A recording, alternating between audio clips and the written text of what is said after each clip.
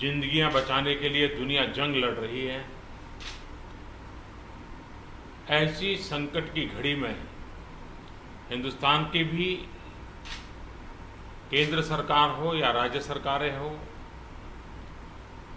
सभी डिपार्टमेंट और एक प्रकार से सभी नागरिक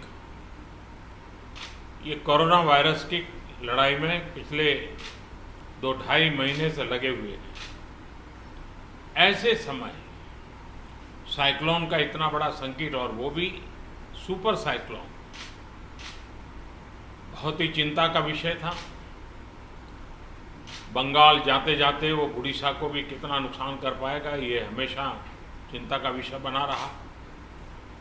लेकिन जिस प्रकार से यहाँ पर व्यवस्थाएं इंस्टीट्यूशनलाइज हुई हैं, गांव तक नागरिकों को क्या करना है ऐसे संकट के समय, इसकी भली भांति जानकारी होने के कारण यहाँ जीवन बचाने में बहुत बड़ी सफलता मिली है।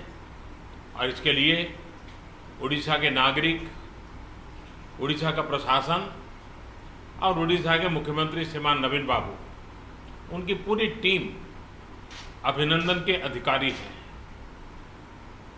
लेकिन जब इतनी बड़ी प्राकृतिक आपदा आती है तब संपत्ति का नुकसान तो होता ही है। पश्चिम बंगाल की तुलना में उड़ीसा में उतना नुकसान नहीं हुआ है, लेकिन जाते जाते भी वो पूंछ पटक करके तो जाता ही है ऐसे प्रकार का संकट। और इसलिए हाउसिंग में, एग्रीकल्चर में, पावर में, कम्युनिकेशन में, इंफ्रास्ट्रक्चर में जो नुकसान हुआ है, तो मैंने आज पूरा डिटेल रिव्यू लिया है।